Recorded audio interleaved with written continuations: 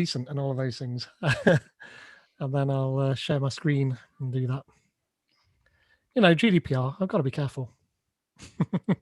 So don't recite your card numbers right now. Yeah, that would be bad.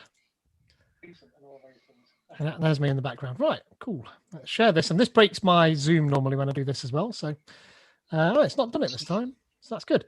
Yeah, thanks for coming to Knots IoT. Normally we would be in Nottingham, hence the name. But now we've got people from all over the world, Canada included. So thank you very much for coming along. We have got quite a strict code of conduct. We want this to be a safe place. I know David Whitney is breaking that code of conduct already, but we are all adults here. But if you do have any issues with anybody's conduct, then please do contact me in the chat. You can private message me in the chat of this event, or you can get in contact with me on Twitter at Pete_codes. Or you can go to that bit.ly there, and there'll be some more information for you. But basically, just be nice to each other. And bring your issues to my attention if there are any. We'd like to thank the sponsors. Normally we'd be thanking Rebel Recruitment, where we'd be sitting and eating their pizza that they would be buying, but we're not doing either of those two things. So I'll put my company logo on there because I'm doing all the effort in organising this, so I think I can. This month we've got a new sponsor, and you can see Tech Nottingham there. Tech Nottingham are like the community hub for everything tech in Nottingham. They're fantastic, and they're sponsoring our Zoom license now. It used to be me that was paying for that, but they've very kindly offered to sponsor that license, and I'll mention them again in a little bit. We're also still sponsored by JetBrains and Stickers. So if you tweet out on that hashtag NotsIoT, then one lucky person will win a license for a single JetBrains products. If you don't know what they do, they make developer tools for developers. So things like, I don't know, Rider and WebStorm and PHP Storm and ReSharper and stuff like that. So really cool tools. Tonight we've got Sander van der Velde talking. Is that how you spell? You'll say your last name there, by the way. Good. Because it's terrible if I mispronounce your name. In Dutch is Van der Velde. Van der Velde, there we are. Cool. Thank you very much. And Sander's going to be talking about IoT Edge and how he's using that to power his beer lift, which is just fantastic. And we've got David Whitney talking about how he's built a cool Game Boy emulator in .NET Core, which is just some achievement. And in fact, that talk has got assembly language in it. So from a geek's point of view, I do like that. Oh, coming up next month, we've got Terence Eden and Peter Shaw. Terence is going to be talking about Connected House of Horrors, which is basically like, this is all the stuff you got connected in your house, and this is how bad it is that it's connected to the house and to the internet. And then Peter Shaw, he's managing to hack USB gadgets and program them in .NET. So that'll be quite an interesting talk. Coming up on, I think it's this Monday coming, in fact, at Knots IoT, we've got Rachel Appel from JetBrains, as it happens. She's the software product lead, I think, there. And she's going to be talking about product line engineering. So that's going to be good. If you're interested in learning about Azure IoT goodness, then I've started, along with a few other Pluralsight authors, making some courses there to help you pass the AZ320 exam. So you can go to that bit.ly at the top if you like, and you can see my courses. If that is of interest to you, but you don't have a Pluralsight subscription, I've got some 30-day codes. So do get in touch, and I can supply you with a 30-day code for Pluralsight. I'm also part of the Agile Engineering podcast, and that's worth having a listen to if you're interested in DevOps and Agile Engineering and that sort of stuff. And I also stream on Azure-ish with Liam Gulliver and Jonathan Rolfe. So it's worth checking that out too. And here's the link to join the Tech Nottingham community that I mentioned earlier. Go ahead and join their Slack. There's literally a group for anything in there. So yeah, that's very good. So with that, I will move on to Sander's talk. So thank you very much. Okay. Welcome, everybody. Let's try to share a screen. It's this one. Okay. Welcome, everybody. Thank you for being here, for attending this Knots IoT session. Today, I will give a presentation about Azure IoT in combination with a beer lift, internet connected beer lift, because beer and IoT for some reason is a really good combination. Although live electricity and beer is not a good combination. So be warned. My name is Sander van der Velde. I'm an Azure IoT platform architect. I have a little company called IoT Azure. But next to all the work that I do, I also love to share information, love to share knowledge, because I get a lot of knowledge back. And that's why at some point Microsoft decided to award me for the MVP award. I'm pretty proud about that, and it takes a lot of time to get renewed every year. If you're interested in the stuff that I do, I blog about a lot about Azure IoT, and I have some stuff on GitHub. So yeah, if you're interested, just contact me. For those who are not knowing what IoT is, I don't think there will be a lot of hands raised right now, but just as a starters, IoT, it takes devices, it takes connectivity, it takes sensors, it takes telemetry, and of course, in the end, we will try to make some sense out of that telemetry that is flowing from the sensors through the devices towards some kind of connectivity. And of course, there will be some cloud involved nowadays. And why is IoT popular these days? And what we will see, I think, in the next session from David, hardware is cheap. It's just for a few dollars, for a few pounds nowadays. You can buy an awful lot of great hardware, where 10 years ago, 15 years ago, it was, well, very expensive. Also, connectivity, having network connectivity to your devices, it's there, it's always available wherever you are. Of course, just back in your back garden, there's no connectivity for some reason, but in the rest of the world, probably there's some kind of connectivity. So that makes the communication part a little bit more easy when we want to connect something. And then there's the development. A few years ago, you had to have a degree in being able to program a computer. Nowadays, you see even children do programming. You don't have to actually type in the lines, but if you're able to move some blocks around and some visual tool, you can probably get around with an IoT device. And therefore, it's not a area for only developers. A lot of people are now trying to do stuff with IoT, and that way we come up with a lot of new scenarios. Everything can be connected nowadays, it seems. I've seen a connected dog toilet, a connected bench where you can sit on. Okay, maybe that's not the right example for IoT, but IoT is pretty invasive. Everything seems to be connected. And well, if you look at home, probably some of you are already doing something with home automation, with domotics. Maybe you're doing something with a ESP, or you're having a Raspberry Pi. It's cheap, it's there, it's possible to connect. You can use open source stuff like Home Assistant or domotics to get devices connected and have a beautiful dashboard, or even you're doing something with LoRa devices. It's there. It's not hard to start. So yeah, it's from a maker point of view, it's there and you can do it a lot with it. As I said, I also do this for my job. In my job, I'm doing a lot of other projects with IoT.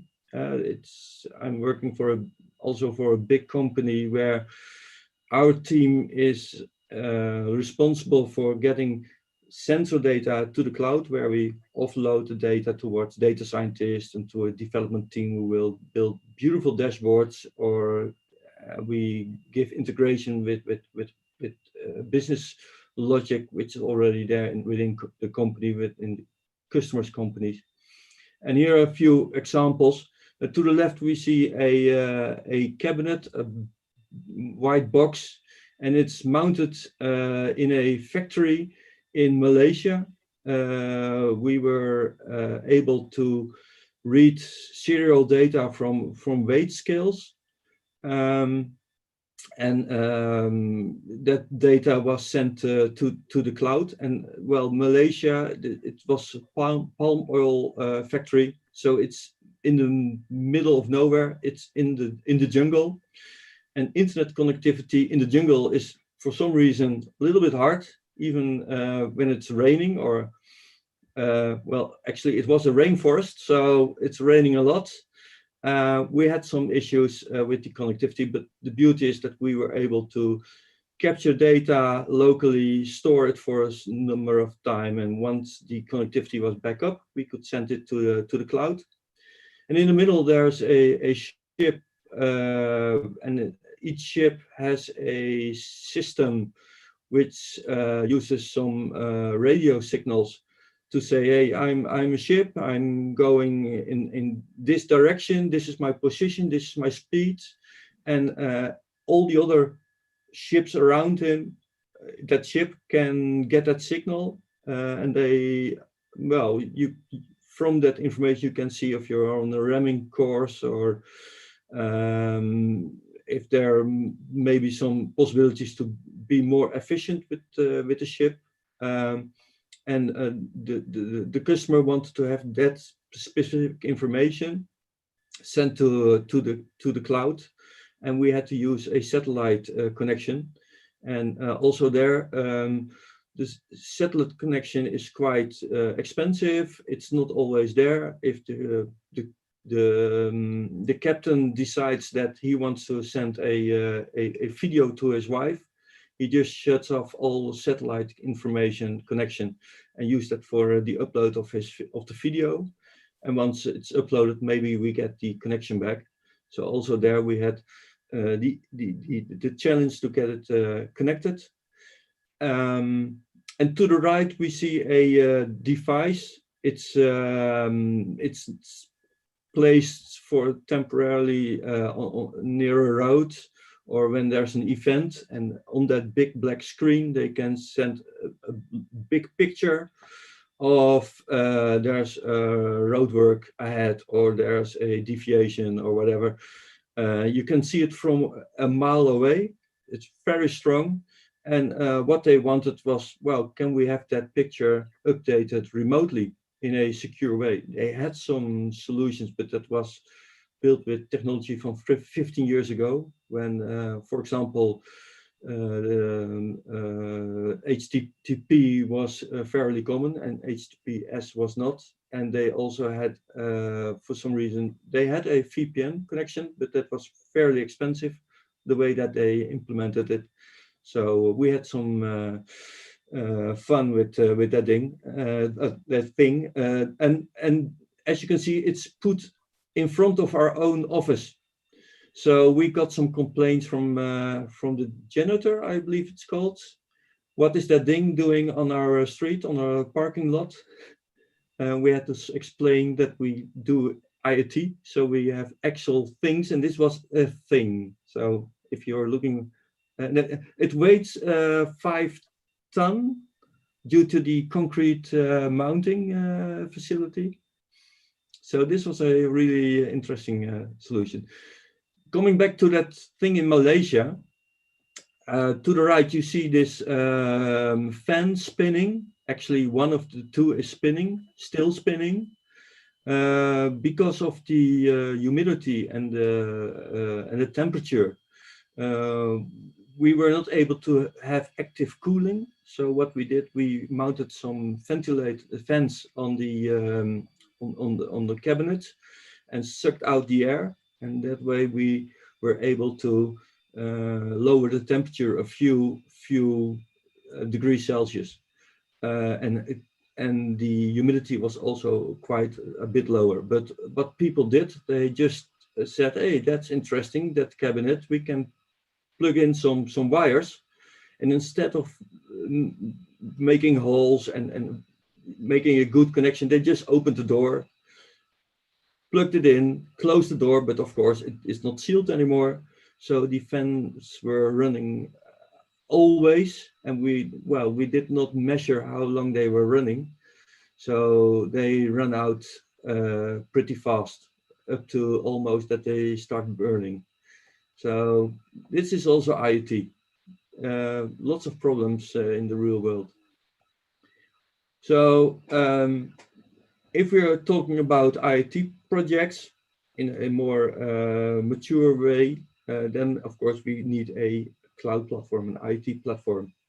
So that means that we have our devices to the left, and then we need some kind of gateway for the cloud where all the telemetry is going in, and that telemetry will be turned into insights in the middle part, and to the right, well, we want to have some kind of mechanism to do actions. So that can be, for example, business integration towards SAP SAP, or to dashboarding, or maybe even trying to send commands back through the IoT gateway to the devices on the edge, on the left side, the things side. So this is a picture from Microsoft. The most important part for us for doing IoT, of course, is that IoT Cloud Gateway, and Microsoft provides this Azure IoT Hub. It's actually a platform as a service solution. So you just pick one from the Microsoft portal, and you say, okay, I want to communicate this amount of messages a month of each day. So I pay this price per month for a certain size. And if you need more, you just scale up. And what makes an IoT hub or this gateway so interesting? First of all, each device that you connect has its own security. It has its own credentials. So it's not easy to try to steal the credentials from one device and then try to mimic it or try to impersonate that device. And if one is compromised, then the rest is not. And next to it, there's a lot of multiple ways to turn that telemetry that's coming in from your device and send it into the cloud. They have this event grid integration. There was a way of an event hub in the past, and it's still there. And they have this beautiful routing mechanism, which makes it possible to make decisions on the telemetry. Or, well, it's like routing. Well, does this message have this value? Then I want to send it to an alarm. Or it doesn't have that value, then it's just a warm path, or all the stuff that's coming in, put it in cold storage. That's something that can be done by that routing mechanism. And last but not least, the Azure IoT Hub also makes it possible to send commands back to the cloud, to the device, from cloud to device. And that can be either be a direct connection. When the device is live, you can give it a command and it will respond back, yes, I've done it, or it's not succeeded. But you can also store messages on the IoT Hub, and once the device comes alive and it tries to connect, it gets that message and it will try to execute that. And how do you know if it's executed or not? Well, the IoT app also has something like a device twin. So it's a piece of information that says, okay, this is the reported information that we got from that device. And you can also put there in desired properties. For example, a tipping point should be something like 30 degrees Celsius. You send that to the device, and the device then later reports back, yes, the tipping point is now 30 degrees Celsius. So you know, okay, it's executed, it's picked up, it's okay. So this is the main driver. And to make it a little bit more visible, here's a group of Azure resources. And again, you see that IoT hub there in the middle with the big circle around it. And telemetry goes up to the IoT hub, and commands can flow back to the devices. And from there, you can send the telemetry, and you can slice and dice, and you can enrich it towards dashboarding to the top, or you can take all the raw telemetry and try to visualize it in time series insight, or maybe just put it in a data lake for cold storage, and some data scientists can try to do something with that data. And that's also, if we're talking about that, then we are talking about hot and warm and cool, and maybe even cold storage. Cold storage is telemetry which has at this moment no value. You just try to store it in the cheapest way, and once you think you need it, you first have to unfreeze it, and then you can actually do something, and then it's back into cool in the cool data storage. But yeah, the higher you get from cool to warm to hot, the more expensive messaging becomes. So we see the hot, warm, and cool stuff in the cloud, but we also see it on the devices to the left. That's interesting because devices are not dumb. You can take a device like this one, and you can put an application on it, and it can calculate quite some beautiful stuff. But these are not that flexible. You put the program on it, and you ship the device, and then you are not in control of the firmware. Or you have to take something like this, a particle device, the photon, I believe, is this. That one has a live connection, and it's able to update its firmware with new application. But what you also see is that there are devices in a factory or somewhere else which are not capable to connect directly to the cloud. So therefore we have this edge technology, and that's what the main topic of our presentation today: edge technology. So what is that edge? Well, we know IoT in the cloud. IoT, we have seen it already with the pictures. We have infinite compute and storage in the cloud. We can even put machine learning on top of it.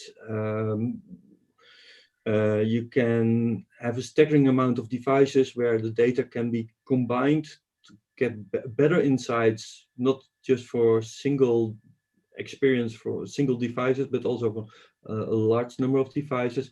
And that makes it possible to do remote monitoring, predictive maintenance, or even prescriptive maintenance, what people are now want.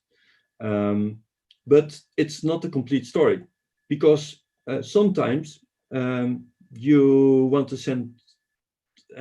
react on the data that is coming in, and you want to have a low latency, not first send sensor data to the cloud, make a decision, and send it back.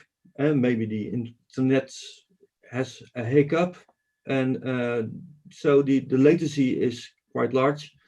If you have some knowledge, some compute on the edge near the sensors, then you can close that control loop and go from seconds to milliseconds. Or you have devices which are not able to connect directly to the internet. They have the wrong protocol, or they have a protocol without security. Or the data that they send is not the same data that you want to see arriving in the cloud. Then you do some protocol transformation and also data filtering, data normalization. And of course, there's the unpredictable internet connectivity. If you have some logic running locally, which is perfectly fine, and the internet goes away, then it still runs. You're not relying on the internet connectivity. And there's, of course, privacy and IP protection. I don't think that, for example, Ferrari is really interested in having cameras sending images to the cloud for some alerting stuff, because then you can see how the newest model looks like that they're trying to sell. So they want to hide that. And the same goes for example, in Germany and in general nowadays, it's not fair to send feeds of your employees to the cloud and have the data processed over there. You want to not disclose camera feeds from your with your employees or customers to the cloud. If somebody breaks in and finds that camera feed, you're in a lot of trouble. And of course, last but not least, if you're able to have logic running locally outside the cloud, then and you can limit the amount of data sent to the cloud, that's cheaper. That's, yeah, you can save money. If you're having a video stream to the cloud, instead you have to pay for every image that is sent. If you take a decision locally and say, okay, there's nothing to do here, there's nothing to see here, you can save a lot of money. So these two are complementary. So luckily, Microsoft provides an IoT edge solution. And what does that mean? Well, first of all, Microsoft Azure IoT Edge is a runtime. That's the blue box. It's a runtime, and you can install it on devices running either Windows 10 or Linux. And it can be on an Intel processor or an ARM processor. So a Jetson Nano, like this one, it can run Azure IoT Edge, or a Raspberry Pi with Raspbian, which is a kind of Linux, also works very good. Or you can go for a really industrial thing like this with the Windows 10 IoT Enterprise, the 1904 version. It is able to run IoT Edge. Of course, I say you have to use that specific one, because older versions of the industrial Windows 10 were not able to run containers, and that's the next part that we need. The IoT Edge runtime is like a service which connects to the cloud, and the logic on top of it, those are containers, and that can be either Docker or the open source solution that's called Moby, the container runtime. And on top of that, you can run either container that you want. Azure IoT Edge is capable of deploying those containers to the edge device, from the cloud to the edge device. But if you want to make use of the telemetry configuration, the routing of telemetry from the edge device to the cloud, then you should use certain modules which Microsoft provides, or you can build them yourself in either Python, Node.js, .NET, C#, Java, C, and there's an SDK available for you, and you can make use of those black pointy lines.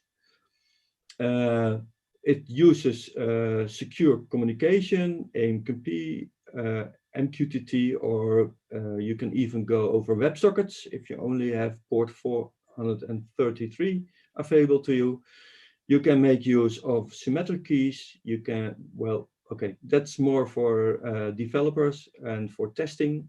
In the real world, you go for a real certificate, the X509, or you make use of a TPM, a Trusted Platform Module, a piece of hardware which can hold an identity or multiple identities, say a certificate, but it's actually a chip on the motherboard. So if somebody tries to steal your certificate, they have to open up that chip, but the chip will break. It's designed to break.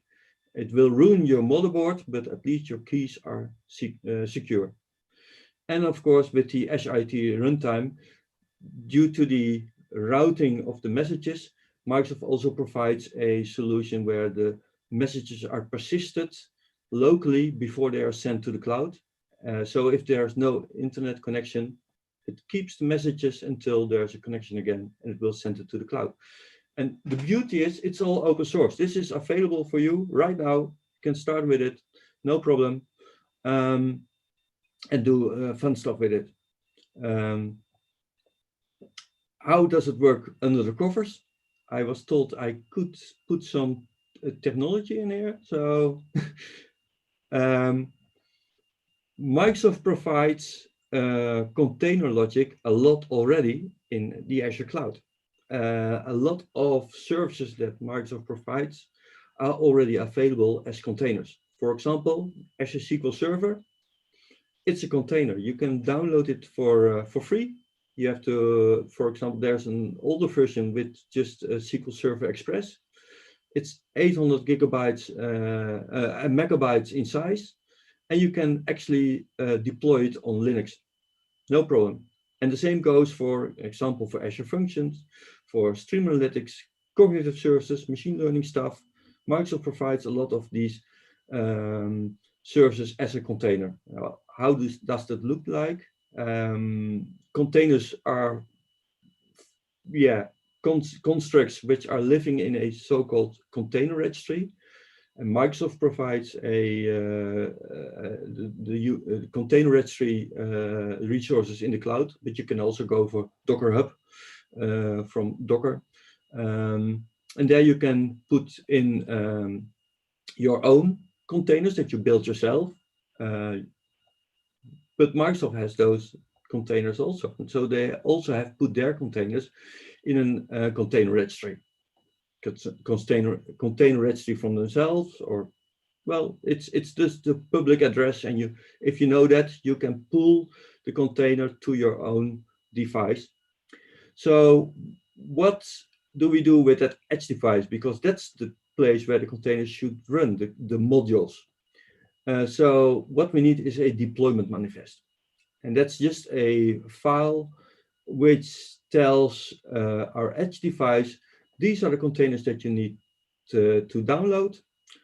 These are the settings that you need to use for each container, and off you go.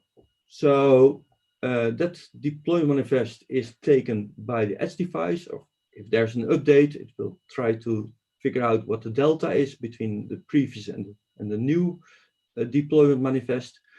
And as you can see, there's an arrow going from the edge device towards the cloud.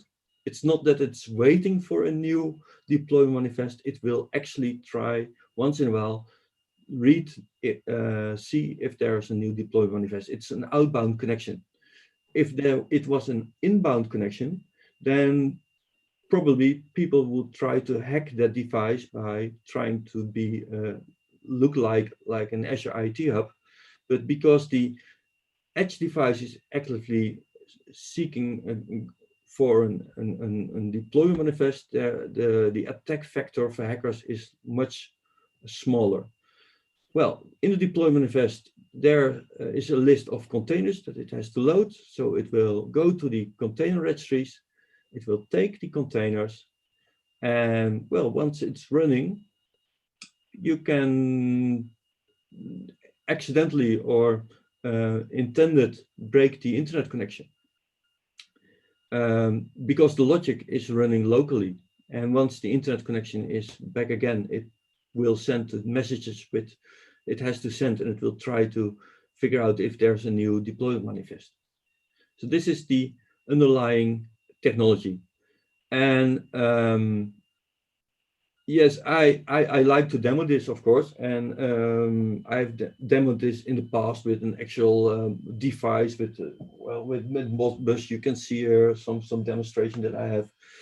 But I have 3 grown-up sons, and they were a little bit complaining about not having a beer lift. So I have to look up what a beer lift was. And I will try to demonstrate that. I hope that my demo will work. As you heard already, the internet connectivity or the Azure platform connectivity is a little bit less available than I wanted, but let's go. What is a beer lift? Maybe you have one in your garden. That's very good. I want to have something like this. Well, it's just a beer cooler, a big pipe in the ground, and you can pull up all the bottles, and they are refrigerated by the cool ground. And you can hide it also from your wife if that's your goal. But of course, this is a German version, as you can see. It's very practical, not that much moving parts. That's how Germans do it. But I'm from the Netherlands, so I was thinking, let's do it another way. I want to have it with a motor inside it, so it's internet connected, and I push a button and it goes out of the ground. It lifts like a real beer lift.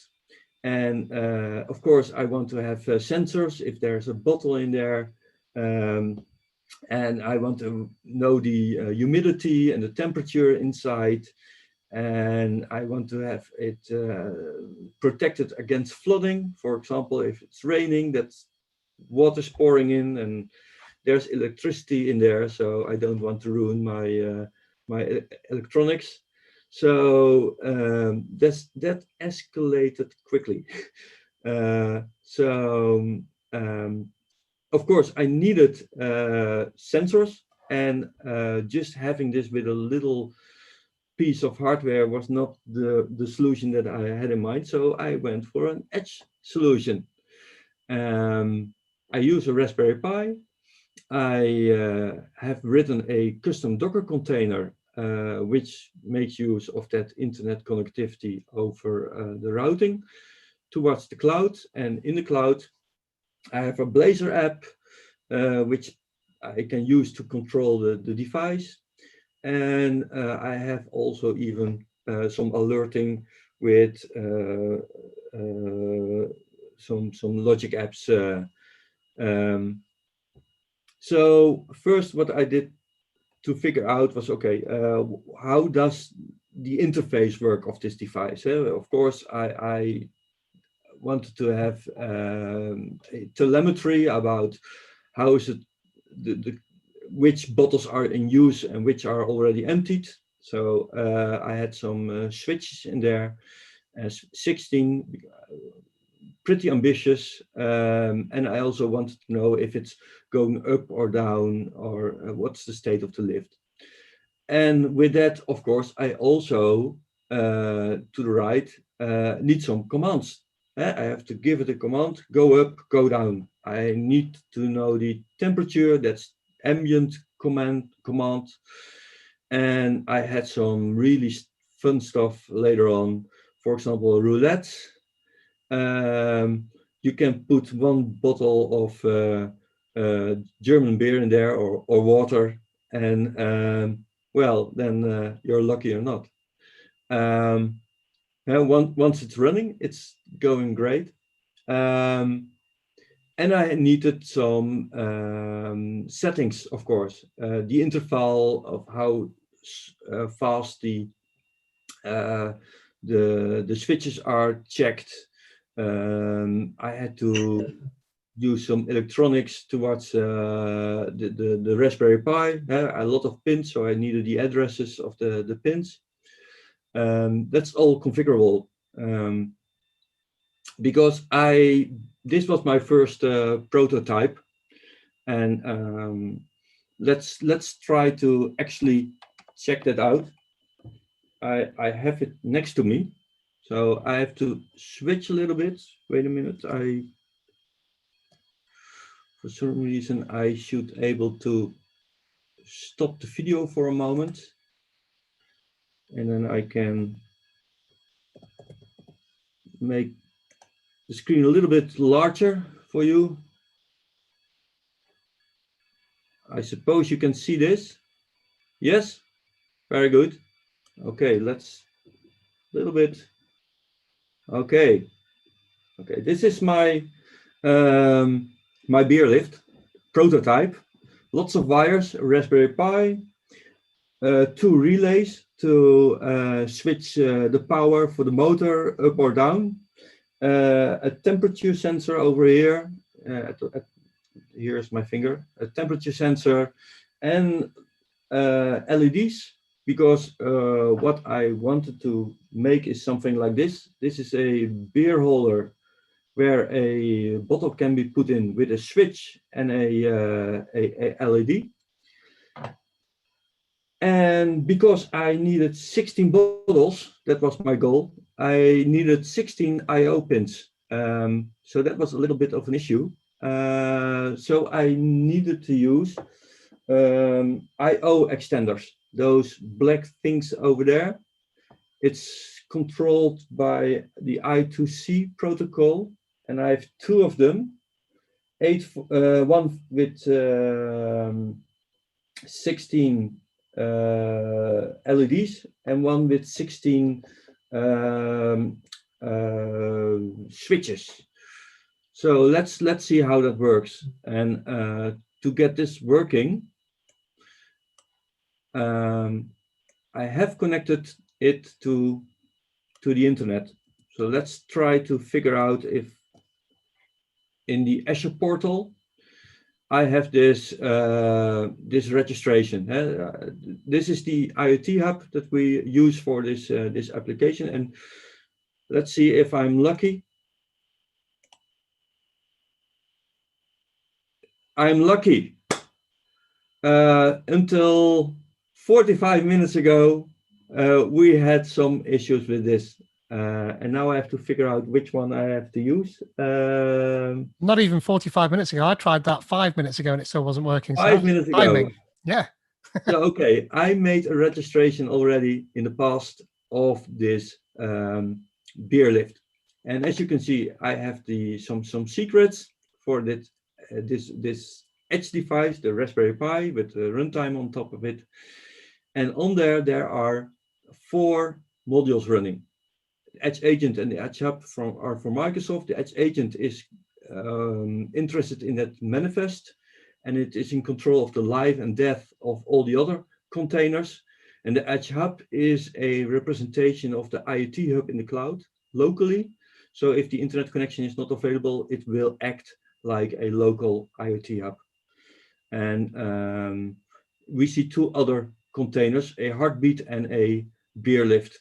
And how does that look on the actual device? I hope this is the one. If I look at my runtime, there's runtime installed. You see that there are 4 modules. BL, beer lift, HD is a heartbeat, which just sends every minute, I'm alive, I'm alive, I'm alive, nothing more. And the Edge Agent and the Edge Hub. So I have a second one also, which we'll see later on. I hope this is the one.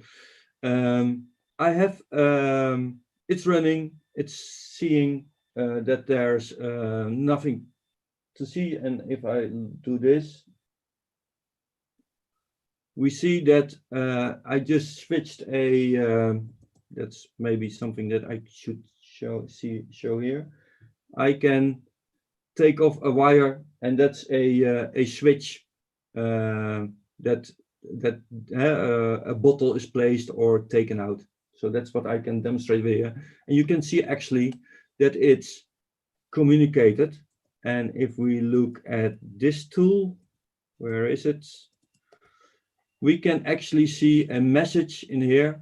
Let me stop this. That I got a message that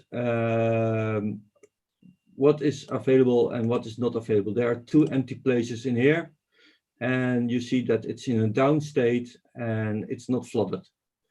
So if I start it again and I clear it and I actually change a pin, then you can see that now there's only one connected. Let me show you with that. If I take out again that single pin, I get a new message with two of them. So this is working, but it says it's in a down state. So let's try to lift the beer lift up out of the ground, and for that I use this. Let me do make some. Okay, so this is still seeable, yes. Okay, I have that, I believe it's number 2 that I need to use. Let's see what happens if I click on it. Well, that was fun. Oh, this is number 1, that's working. But number 2, okay. So we have the device, and it has the 4 containers. Each container, it's not the one that the beer lift container, it's a container which lives on Docker Hub. This is the address. You can try to figure it out. If I actually go to Docker Hub, here you can see the registration of it. And because I provided my device this container, it will try to download it. And each container has its own settings. For example, as you can see, I have a certain settings like the up and down interval, how much seconds must it use to go up and down. It's 20 seconds in here, and I have the address configured for this ITC, the IO extender. So that's what you can alter and send to the device. But what we are going to use is the direct methods. And a direct methods is a direct communication to the cloud. So if the device is offline, I cannot send a direct method. And I will say I want to go up. So as you can see, it's working. It's working. There is a nice animation that it will go up. By the way, I get this timeout because it's 20 seconds, and normally the timeout for a method is something like 10 seconds. I can change that. I can also do a circus. That was my first funny thing that I thought was very funny. My wife was not impressed, by the way, but maybe you're impressed. Whee! And I can also go for ambient. And if I execute that, then I get actually a response at the bottom. And I don't know, is this, can you read this? Maybe I can highlight it a little bit. I'm a bit anxious in, yeah. As you can see, the temperature at this moment, because it's just that white thingy over there.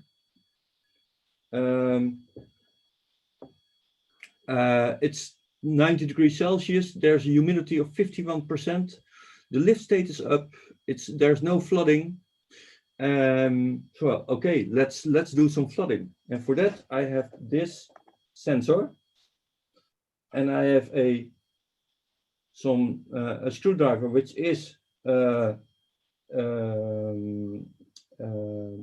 well, from iron. So if I make a connection, and I'm hoping that everything will run as expected, you can see that it's actually, it was for a second. Yeah, there's an alert. It's hard to, it's giving an alert.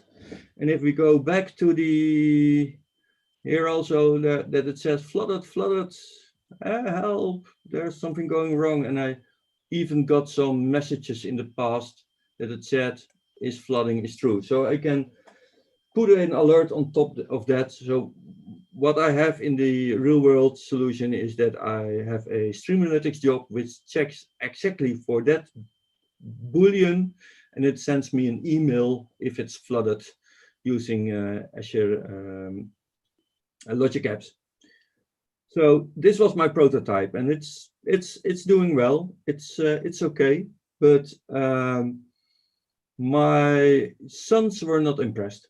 I said, here's your beer lift, but they said, no, that's not good enough. We want more. So I had to come up with a more elaborate solution.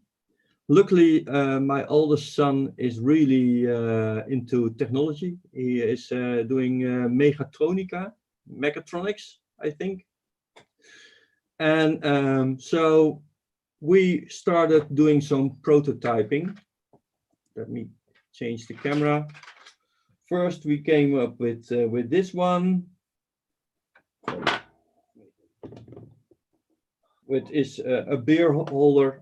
You can put a beer bottle in there, and there's room for a switch, and there's an LED, but the LED was blinding our own eyesight. So let's change that. Let's put the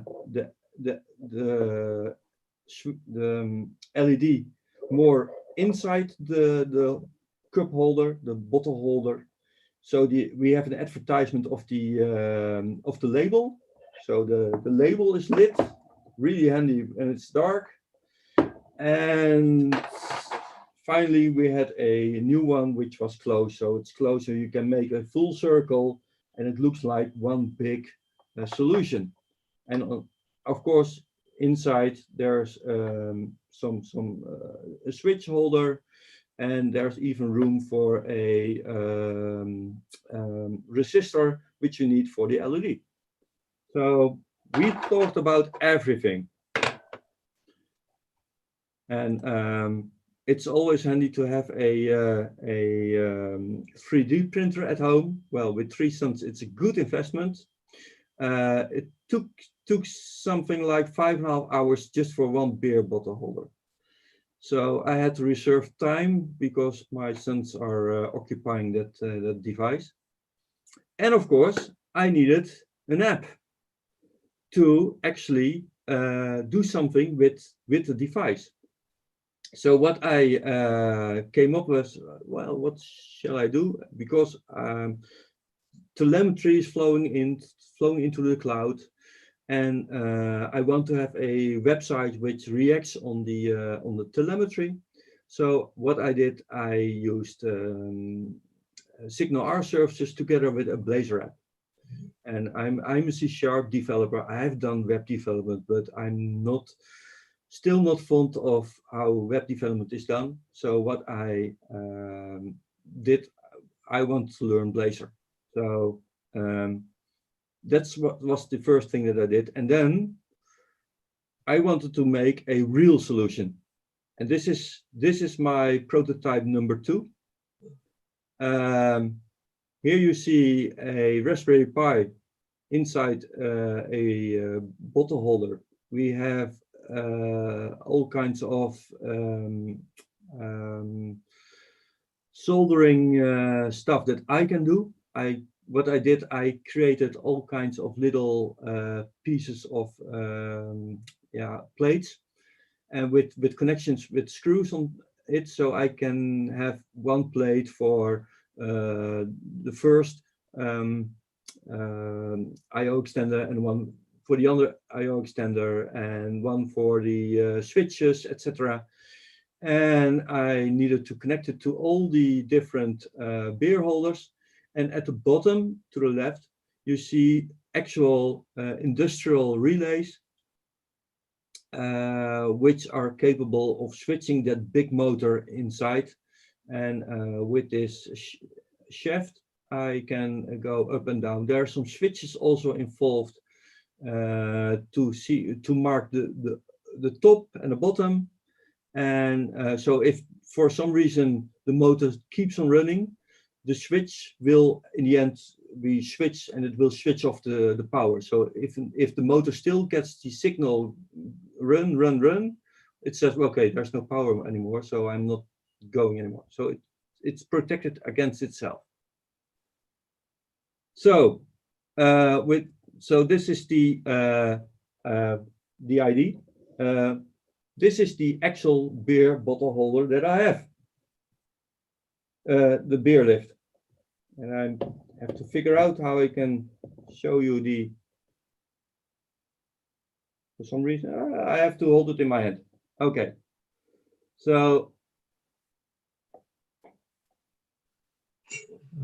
if it was not blurry, it was really nice to see. Okay, there it is. So what we need is a application to manipulate that beer holder. And for this, I have to fill in the secret password. And it's beer lift number 1. And what I get, it tries to connect, and it will say, okay, I have a beer lift and it's in a down position. The temperature, humidity is there. I have a heartbeat, so there's a internet connection. Maybe if for some reason, it's not picking it up right as I want. Okay, this is better. It's responsive, so I can change it. That's the beauty with, okay, this is better. Let's go up. And there you see, and I hope it will work. And there, the beer is arriving. And as you can see, for dramatic effect, the lights are spinning.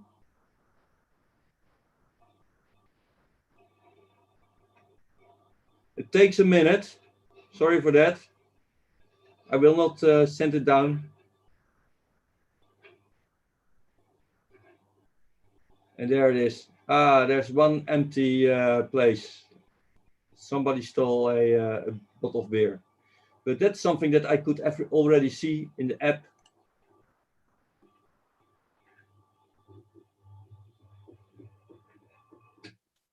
Okay. So as you can see, I can say I'm interested in a level blonde. Somebody was already, yeah, it's flickering somewhere in here. And here is another one. There it is. That one is flickering. So I can see where is a certain beer bottle. I can check it over there. And I can also, when it's at night, I can say, okay, just advertise all beers, and then it will show me all lights, and I can read the labels. There's of course the circus, which is not that impressive anymore. But the really cool thing is that I can go for the roulette, and in this case, it's there it is. It was the level blonde that it picked for me. If I do another one, as you can see, it now picked up the Grimbergen double. As you can see, it's so there could be a bottle of water in there. So I have here an extra bottle, and I want to register that. It's a La Trappe Trappiste. So let's make that a La Trappe.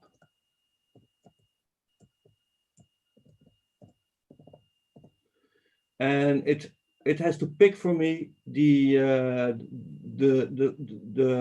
empty spot. So it will probably take number 7, the first empty spot. It's searching. It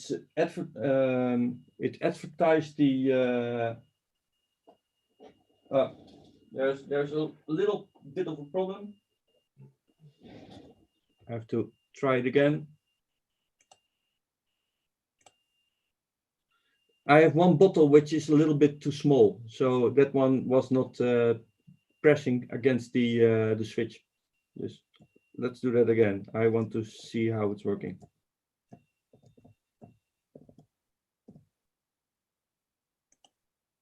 Yeah, now it's advertising the first empty spot, and it's asking me to actually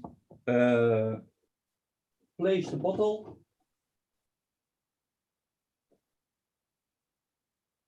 And now you can see place number 7 is occupied. And if I take it out, it's not used anymore. So, and of course, for all these actions, I get a confirmation in the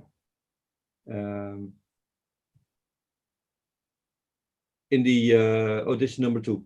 No, there's also a device number 1. And if I go to the telemetry, I get the information that it's now all used. So this is the beer lift that's running right now. The plan is next summer to dig a big hole in the garden. Again, my wife is not impressed.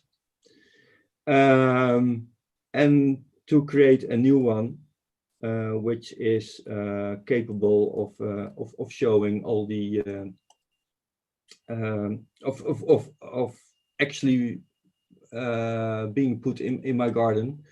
And then if we're lucky at during the summer, we have a fresh, cool bottle of beer from the ground. So let's continue with the presentation. This is the hardware which is underneath that one disc. It's made of wood, should be made of plastic. It's already available, but and I have some ideas to turn the whole mechanism, that the motor is at the top instead of at the bottom.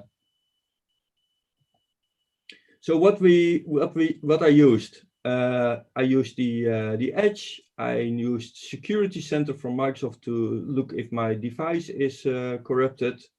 I can check the data with Azure Time Series Insight. And then I have that whole stream of the data going to Logic Apps for an email if there's an alert. And of course, I used SignalR with Blazor for the website.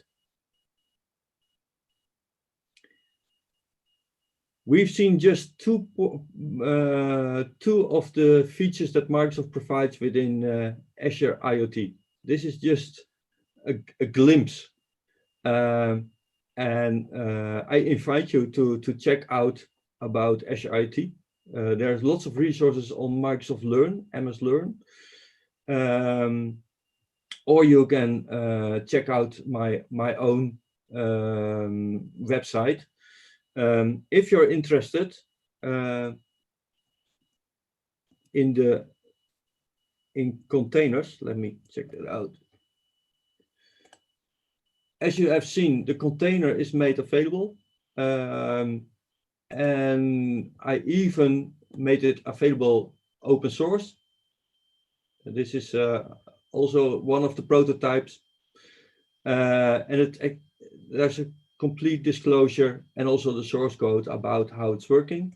If you're interested in more containers and more logic about Azure IoT, together with a friend, Jan-Willem Groenenberg, we provide multiple containers which are probably interesting for you for CSV file ingestion, the heartbeat, a bridge for IoT Central, a Blazor dashboard locally.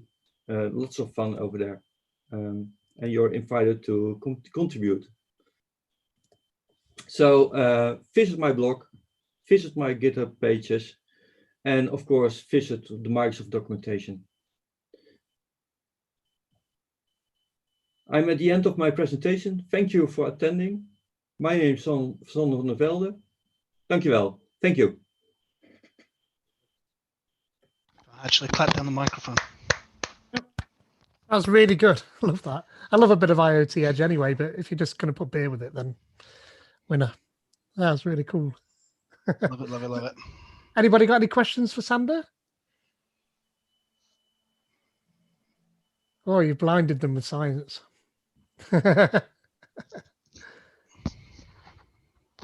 No, I think that's amazing. Hi. No, actually, I have a question, Sander, regarding Edge. When you lose the connection, you said that pretty much the telemetry is buffered on the device on the Edge. How long, like how much capacity do you have? Is it just based on your configuration and the device itself? There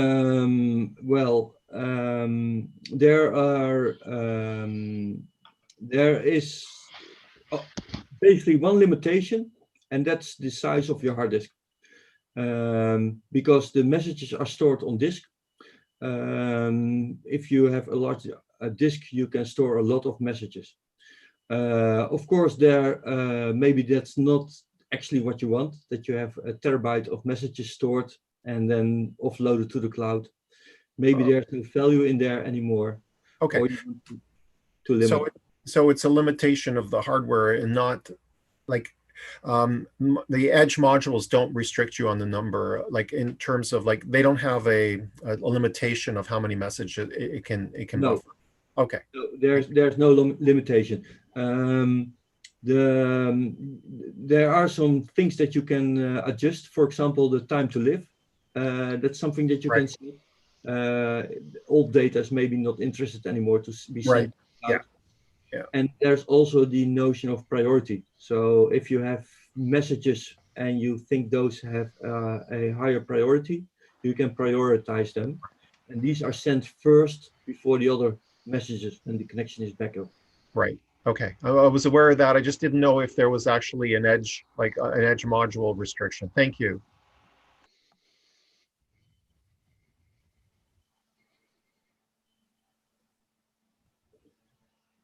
Any other question? Maybe about how many hours I have been soldering? Yeah, man. Like, how do you like? Are you going to build another one? Yeah, I have to build another one. I want to see that time lapse video. Oh, no! This will take weeks. It's in my spare time, and that's okay. There's one thing about this current situation. You have a lot of abilities to start soldering when there are meetings with customers or with colleagues. Nobody is noticing the iron. How it's called? Soldering iron. Yeah. Did you hear that YouTube recording?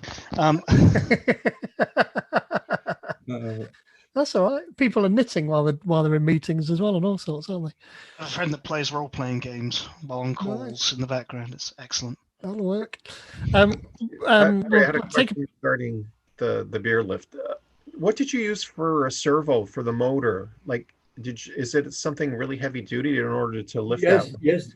Actually, this is a really heavy duty. It's a Lense motor. I went to a junkyard and bought it for I believe 40 euros together with the shaft, with the I don't know, the schroefdraad. I don't know the English word for that. The iron pipe with the screwing with the threads. Yeah, the threads.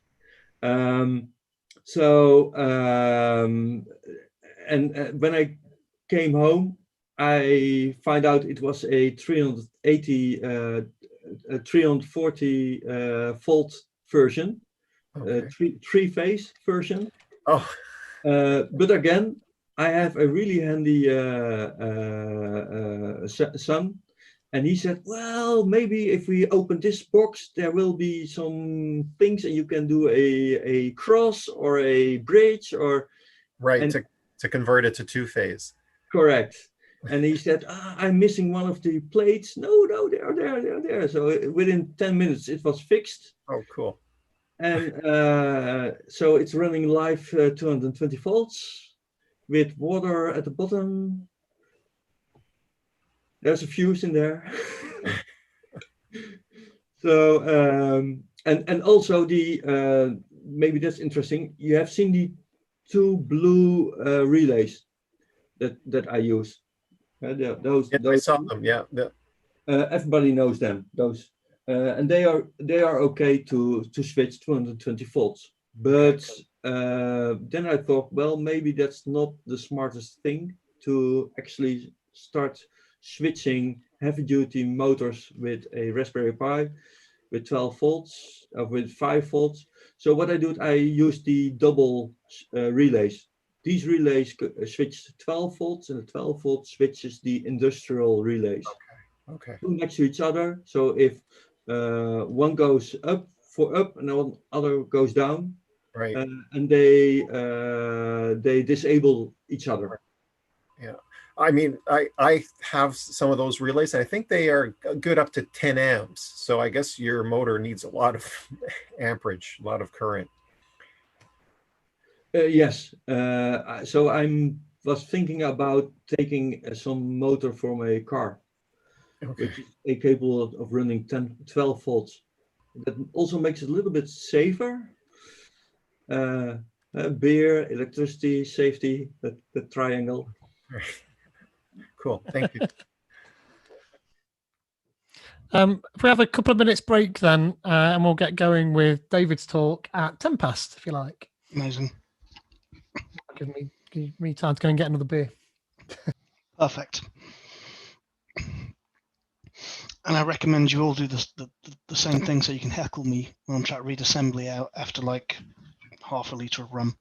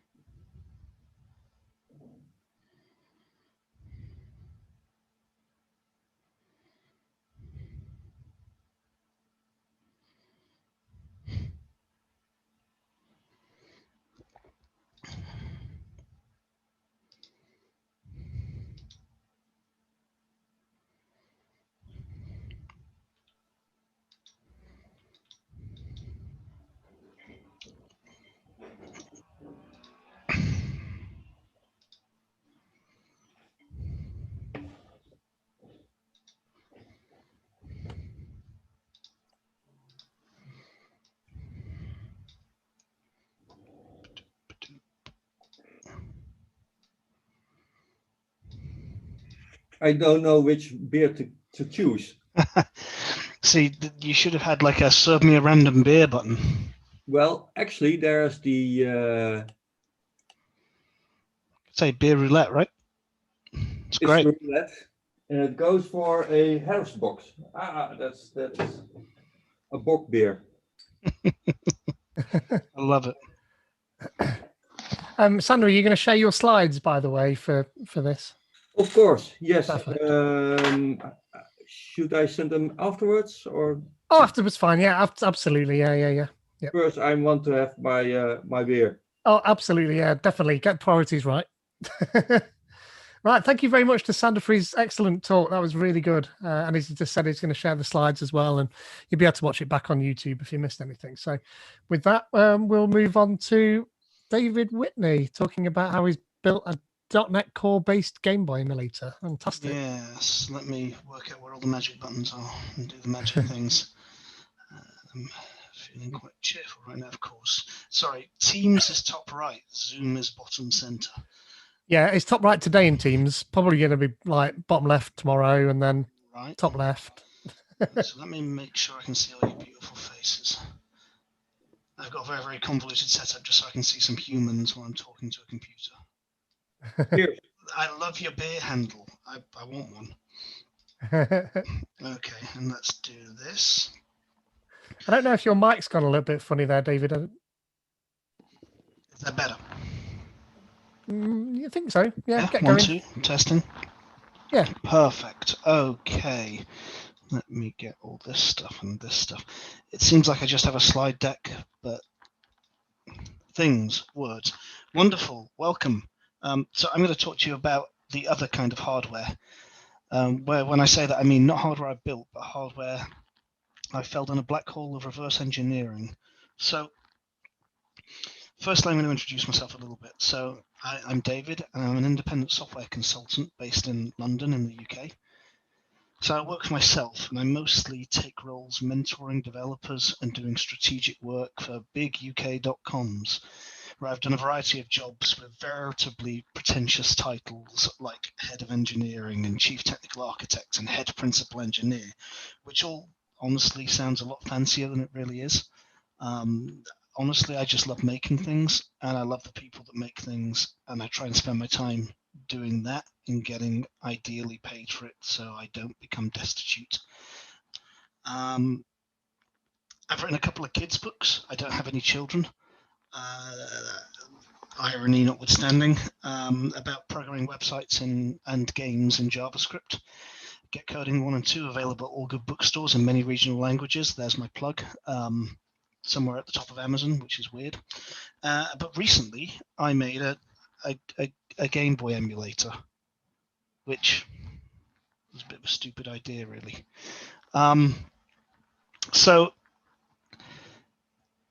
what is emulation? Let's start off with the very, very basics. Before we dive in, let's do a quick primer on what emulation really is.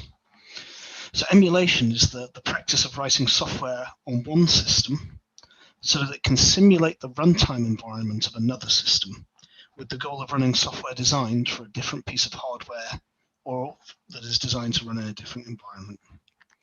So there are a couple of different approaches to emulation. So we have low-level emulation, where you implement the behavior of the raw hardware, and then software designed to run on that raw hardware should just work as if by magic. And then we also have high-level emulation, where you attempt to run the software natively on your target platform, and you kind of intercept and re-implement system-level calls to make that software just function as if nothing had happened. So most game system emulators are a mix of these two things. They often emulate low-level hardware architecture, while they implement things like 3D drawing calls and higher-level, more modern APIs. So there are plenty of famous emulators, from games console emulators to operating system emulators, even to hardware emulators. So if you're running any kind of virtual machine, that's a kind of emulation. And interestingly, as Sander went through in the last talk, the idea of containerization is at a certain degree some kind of systems emulation. So when I say I built a Game Boy emulator, what I'm really saying is that I built a program that can run Game Boy software, while the Game Boy software itself believes it's running on Game Boy hardware, which is a bit of a mouthful, but it's important that we're really precise. Yeah. So honestly, why on earth would you do something like that? It's a really, really good way to lose a huge portion of your life, right? Like, I know, it's a bit pointless, really. But, oh, you know what? Is that not the fun of experimentation? So there's a lot of different answers to the question, why on earth would you do that? Firstly, I just wanted to see if I could. So often we're forced to live in this brutalistic corporate hellhole where only things that have to exist for money get rendered real into reality, right? And this is like the total opposite of that thing. Game Boy emulators already exist, right? Like, if you want to play Game Boy games on a computer, I'm going to open this talk now by saying, please do not use my emulator. Like, don't do it. It's slightly incomplete. It's possibly buggy, and I'm not going to help you wake the windfish in Link's Awakening. Like, not going to happen. But this story is a little bit different than that, and it actually starts in the 1970s with a game called Pong, and an interpretive programming language called Chip8. And we're going to use Chip8 to understand what emulation really is before we talk about Game Boys and before we talk about Mario. Sounds kind of delicious, right? Chip8. I've not had my dinner tonight, so hungry. So I'd started toying around with emulators as part of what I suppose now is this decade-long experiment in running coding dojos. I do a lot of training for teams, and especially web dev teams looking to upskill or pick up TDD.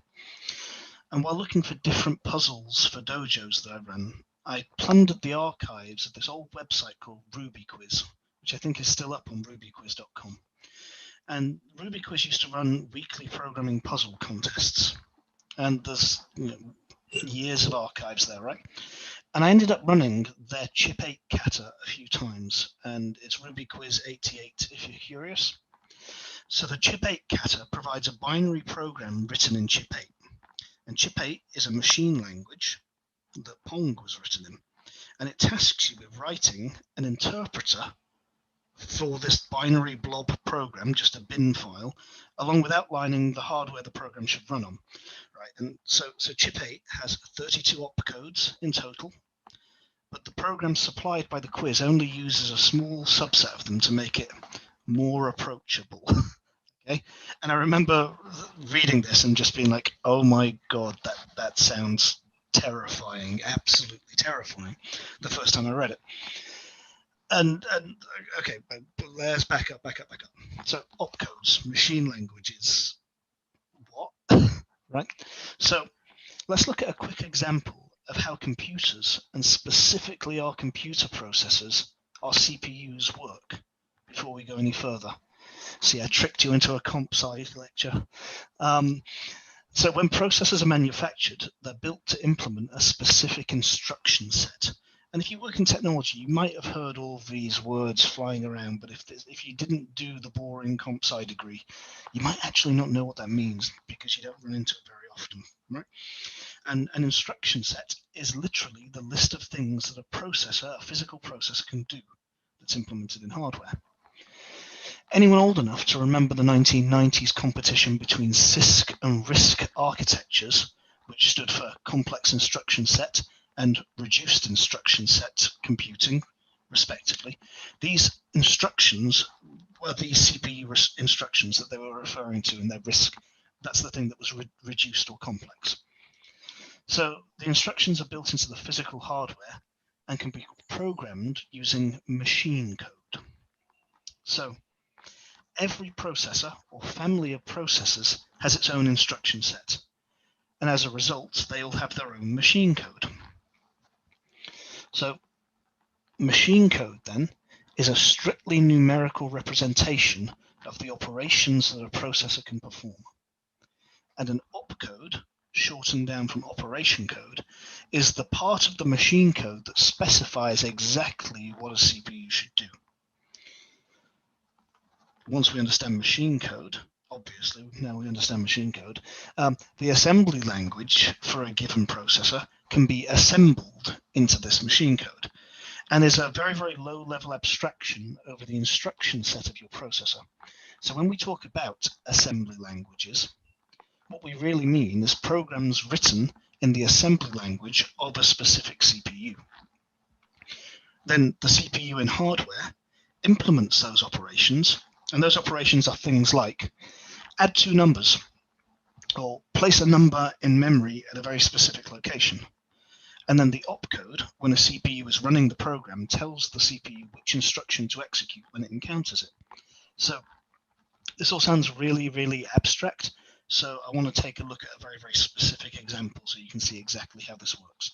So in the example in the slide here, on the left, you can see the raw machine code of a Chip8 program. And we're going to come back to this a few times. And then on the other side, you see that same machine code decompiled into its corresponding instructions. So the raw binary blob, and then the decompiled output. Besides the opcode itself, most CPU instructions also specify the data that they're going to process in the form of operands. Just think of them like parameters that get passed to the opcode as if the opcode is a function. And normally those parameters are just a memory address, right? Or a register address, where a register literally is just a bit of memory that lives on the CPU. And we say the word memory address, and it sounds like a big, posh computer science term, but a memory address is just a number. And it's normally expressed in hexadecimal, but really they're just numbers starting at 0 and counting up to however much memory you have in the machine. So when people talk about how many bits a CPU is, like 16-bit or 32-bit, what they're doing is they're referring to the largest number that a computer can hold in its memory when expressed as hexadecimal. So the more bits your CPU supports, the larger the total amount of memory a CPU can address. So to take that example, a CPU that only understands 8-bit numbers can literally only understand the number 0 to 255. Therefore, it can only address 256 memory locations. A CPU that understands 16-bit numbers understands the numbers 0 to 65,535, which means it can address a total of 65,536 memory locations. So literally, the bigger the bit, it can keep a bigger number in memory. So each memory location can store an amount of data. And in the case of chip 8, each memory address stores 8 bytes of data. And the chip 8 hardware has 4,096 memory locations. So the reason I've just basically given you the whole of first year computer science in 3 slides is that this is literally the foundation of all computing. And when you look at higher level programming languages like C# or JavaScript, the runtimes that execute the programs you write in C# or JavaScript have been compiled down for your specific CPU architecture. What that means is that ultimately somewhere something has been translated down to machine code and is running on your CPU. And whenever you create variables in your programs, somewhere something is putting things into memory registers on the CPU and moving things into main memory.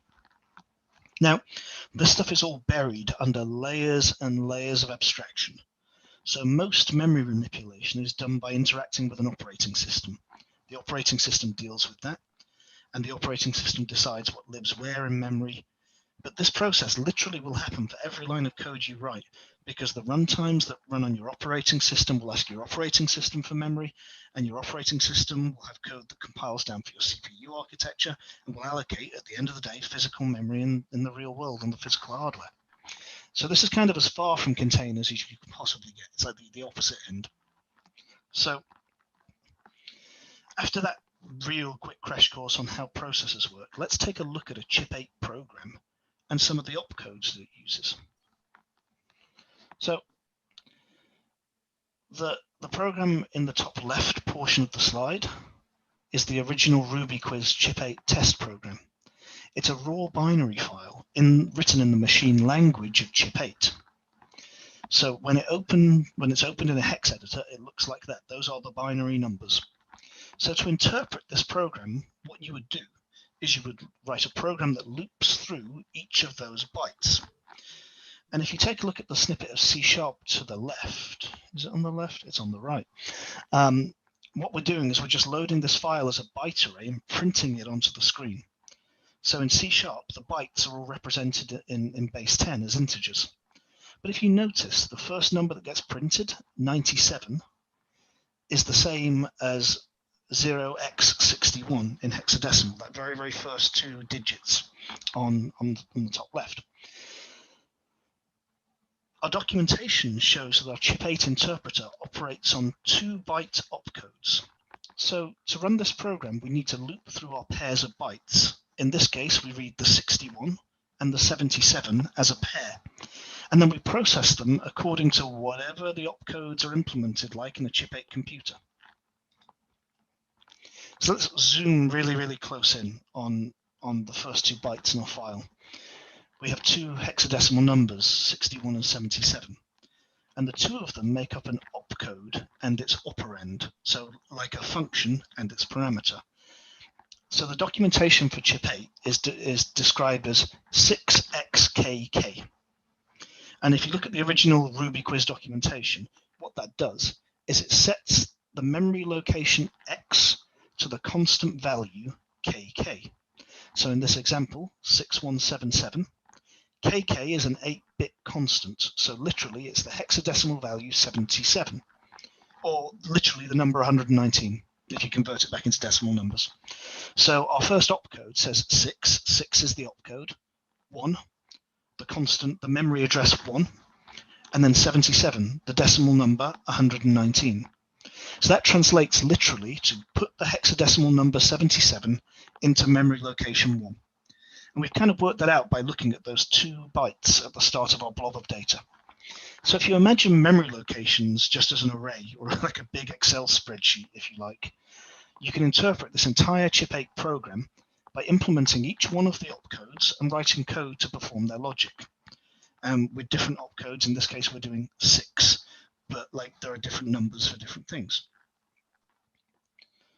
So this is like a really, really scary looking program. And it's a scary looking problem, but you know what? It's actually not so complicated under the hood. It's just honestly a big switch statement. Literally just a big switch statement is the answer to the Ruby quiz. And because it's so far out from what people normally find themselves working on, people attending these dojos always found it exciting when they made progress, because you get that first thing of like, oh my God, you want me to write a virtual machine? Are you an absolute psychopath? And then you get the realization that actually, oh, cool, it's a switch statement with like 8 numbers in it. I can do this. I can do this.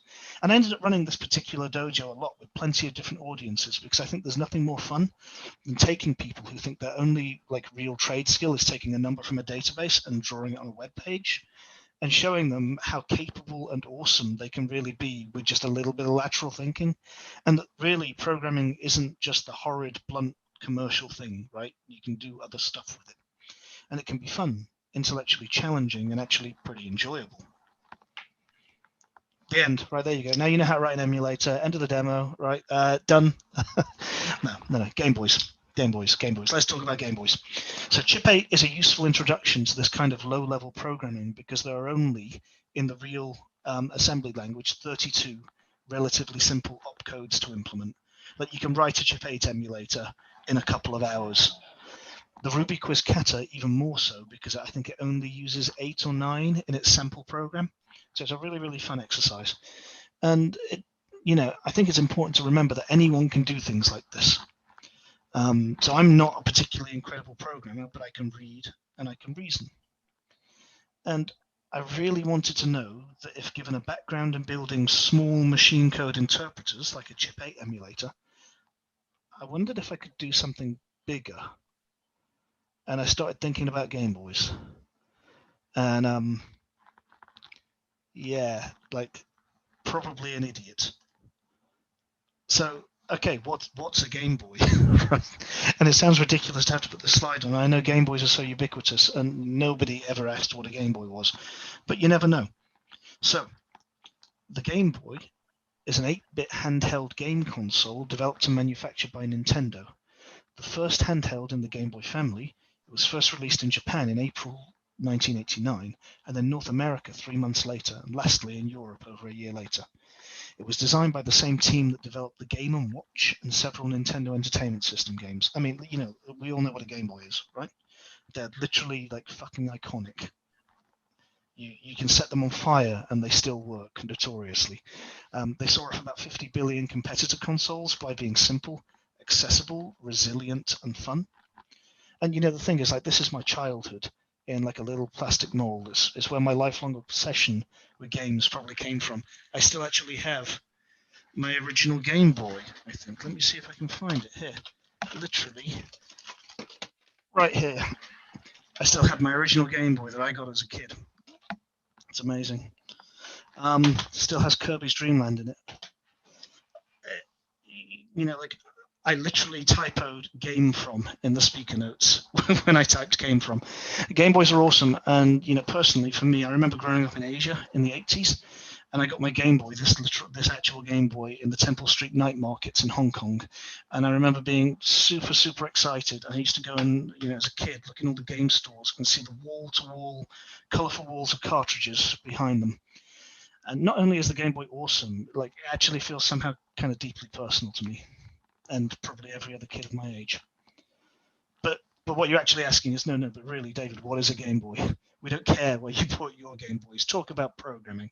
Okay, so fine. Do you always ask the same questions twice? The Game Boy has an 8-bit, 4.919 megahertz CPU, 8 kilobytes of RAM, and 160 by 144 pixel display. The Game Boy CPU is similar to an older Intel 8080 CPU, and most of the assemblers for it use Z80 style assembly syntax. It's a custom chip that Nintendo designed, but the instructions are very similar to well-known processors. So I was reading these technical specs and I felt really emboldened. Oh, it's just a Z80. They're well old. How hard could this possibly be? Like, come on, surely. Like, I adore games, I always have, and I love the 90s and 2000s emulation and porting scene. But a few things specifically sent me down this path on this particular occasion. So I watched this really great YouTube video on a channel called MVG, Modern Vintage Gamer, and he did this wonderful time lapse of a port where he ported the game Another World to the original Xbox on stream. And it was great. Like, it's a great channel. I'd spent some time in the past couple of years transliterating software for various clients professionally. So I've been porting a lot of Java and Python to Java, and Java to .NET, and .NET to .NET Core, and ironically porting .NET Core and C# stuff into TypeScript and JavaScript. So I'd felt quite confident in my ability to transliterate between languages that I had a good handle on. And I've been working on some C and C++ hardware projects around building wearable LED displays, right? So I kind of thought, hey, you know what? The Z80 processor isn't too different from Chip 8 in complexity. That was the first lie that I told myself, just for the record. And I wonder if I can write a lo-fi Game Boy emulator that we could totally use to capture frames from, right, in like a mad project, so I could like play Game Boy games on like a wearable, right? Maybe, to be confirmed, maybe still coming in the future, you never know. And so I fell into this black hole of 1990s era PDFs about reverse engineering the Game Boy. And you know those like really deep Wikipedia black holes you fall into at like 11:30 when you Google like, oh, where did Canada Goose get its name? Right, it was one of those, and this one like ran really deep. The 90s were wild, really wild. So I spent about a day reading this thing called PansDocs, and PansDocs is a 25-year-long community effort to catalog all of the details of the Game Boy hardware. And this is like some peak 1990s era deep technical unpacking and reverse engineering of the Game Boy. It's a headful. Like, certainly the wonderful docs. Main plot line's a bit dodgy. The lead character's not really there. Like, I wouldn't recommend it as a casual bedtime read. But so I skipped to what I felt like was the most interesting place to start from, which was loading some information from cartridges, right? Like, everyone has Game Boy ROMs somewhere or can get them. Thank you, Nintendo. I figured that we could work this out. So I opened Visual Studio and I started to code. And I wrote all that code. So from the frame of reference of writing an entire emulator, parsing the cartridge header might not seem like much of a big deal, but I actually managed to get this done pretty quickly, like in a couple of hours of hacking around. And I grabbed a copy of my totally legally backed up right now, thank you Nintendo, I promise, Super Mario Land ROM. I got it over there, I can prove it. I totally need an alibi. And I managed to parse the boot logo and the cartridge information and the metadata in about 2 or 3 hours. And it felt really real, right? This is the exciting stuff. I love this. I had some virtual memory. I had a class called CPU. I had some opcodes. And then I got really stuck, like really comically stuck. So I felt like I had this reasonable grasp of the Game Boy hardware, but for the life of me, I couldn't understand what some of my opcodes were actually meant to do. And my emulator kept crashing in its boot sequence. And to make matters even more confusing, the documentation had arbitrarily started using notation that I did not understand. And I'm sure it's some like fairly standard high school maths stuff, but it was totally boiling my brain. And I was trying to implement the opcodes for the Game Boy CPU, just like in the earlier Chip 8 example, which I felt really confident about. And I just kept on getting lost in the documentation. So not to be deterred, I thought, you know what, I'm going to go hunting for some other code bases that have been here before, in an attempt to find something that could help me understand the notation in the documentation, because I literally didn't even know what I was meant to be Googling. So I found a couple of emulators that worked in a couple of different languages, but the thing that I stumbled upon that changed everything was the Coffee GB project, which was a working emulator in Java 1.8. Okay, so this was wonderful, like a clonable repository that I could reason about in a language that I understood. And at that point, I figured I could try transliterate this MIT licensed code base, use some of the open source test suites that existed, and kind of glue things together at the end. So I started off firstly by losing a day converting CoffeeGB to Kotlin. It totally worked, but there was absolutely no point in doing it. I thought it might look closer to C#, so then it would be easier to port across. But it was basically a waste of time because I just decided to commit to doing like a like-for-like transliteration of the Java source code into Netcore 3.1 in an attempt to hopefully understand where my own opcode processing approach differed from a working one. So let's talk about words, because words mean things. I keep using the word transliterate, and this is originally a language term meaning to write or print a letter or a word using the closest corresponding letters of a different alphabet or script. So for a little clarification, a transliteration, as opposed to just a port, is a line-for-line cosmetic-only change. It's important that you change the absolute minimum required to get the software compiling in the target language, and then you will do subsequent second and third passes to port things that are missing or don't convert like for like. So let's get really concrete about what this means. Porting and transliterating software is this very specific discipline, and it's counter to how a lot of people would normally build software. So there are three passes. Firstly, you transliterate until it compiles from an entry point down. This normally involves starting at the main method and only migrating code that gets called file by file.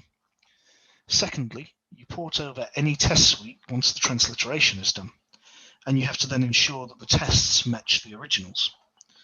Thirdly, you convert the code to be idiomatic in the host language. Now, in the above examples, you can see how Java is subtly changed into C#, with package declarations swapped out for namespaces and attributes removed. So later, much of the syntax is converted across to C#8 using expression-bodied methods. This is a fairly trite and succinct example, specifically to fit on some slides, and some of the other conversions are far more dramatic.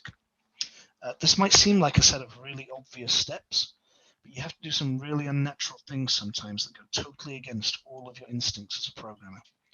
So during that first phase especially, you're going to often find yourself fighting your tools because you're at a disadvantage if you diverge the code in any way to prevent you from doing like-for-like comparisons, because you can introduce bugs in every step of the way, and you need to make sure you keep it as close as it can be. This means that you're going to have to keep all the naming conventions, casings, and odd non-idiomatic qualities of the foreign code base precisely as they are until you're in some point of safety. You're also going to get really comfortable with throwing not implemented exceptions like literally everywhere, where a direct equivalent is not available until you've managed to get the code executing. So the sooner you can start transliterating any available tests, the better, because at that point you're going to know early on if you're going off track. And ideally, you're going to have a good enough reading grasp of the source language and a relatively advanced grasp of the target language to be able to convert some of the more subtle differences between the two. So in this particular code base, Java has really rich enums, which often have behavior loaded into them. C# enums are really anemic. They don't have any behavior. So producing similar syntactic constructs that could be used in the same way is pretty important, and it requires a reasonable mastery of the target language to pull that off without getting yourself confused and stuck in a non-compiling code base. It's a long sentence. So once I found my groove with transliterating the CoffeeGB code base, a couple of things became apparent. Firstly, the UI just wasn't going to port at all. Like, not trivially, because there was a bunch of Java JWT code in there, if anyone remembers that. There's like absolutely no point in trying to convert that like for like, because I would be porting all of JWT. The JWT code, however, Java Windowing Toolkit, in case you're wondering, was responsible for both drawing the game to the screen and handling all the controller inputs. So I kind of noted that down and moved on. My first target quickly became to get the headless mode in the original codebase booting a Game Boy cartridge. So headless mode was designed to run the emulator without all of the visual outputs or controls in a console window. I figured if I could do just enough to get that running, I could port the unit tests that exercise some of the community-authored homebrew ROMs. And you know, like I say, it's been a 25-year-old process of reverse engineering, so the community has got all these custom Game Boy ROMs they've written in assembly that execute and exercise various aspects of the Game Boy hardware. So I deleted all the JWT code, and I maintained all of the code paths that called into it, replacing their method bodies with not implemented exceptions. I implemented a few of the interfaces with empty implementations, and I managed to cajole the headless mode to life.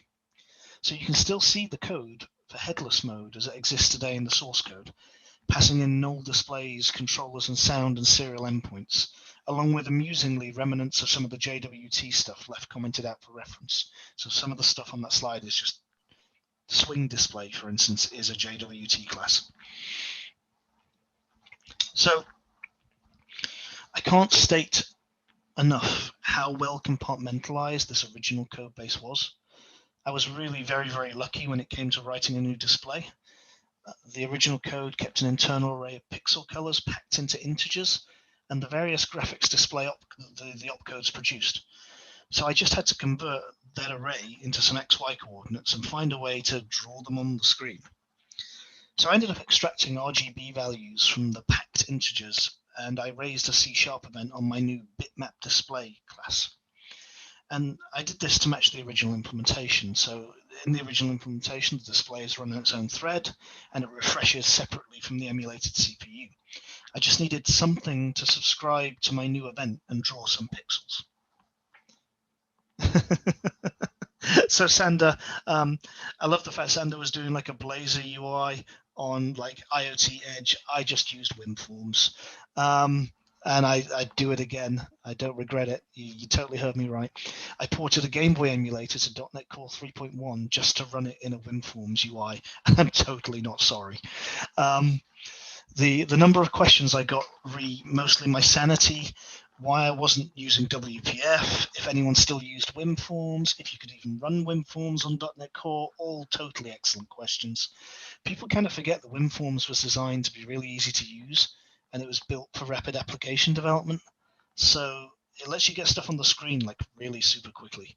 It's kind of secretly awesome, and it totally does run on .NET Core and totally works. So in about 200 lines of code, I had a complete WinForms UI with a picture box in the middle that I could update with the current frame every time my emulator delivered one. And if you're eagle-eyed and look really closely at the code in the background images here, the other nice thing that came for free with WinForms is input handling. So I could hook up implementations of a controller to WinForms key press events, and that was it. It was great. And it worked. Like legitimately worked, kind of, sort of. So once I got to the point where the title screen of Mario was booting in C#, like I literally felt like a fucking wizard.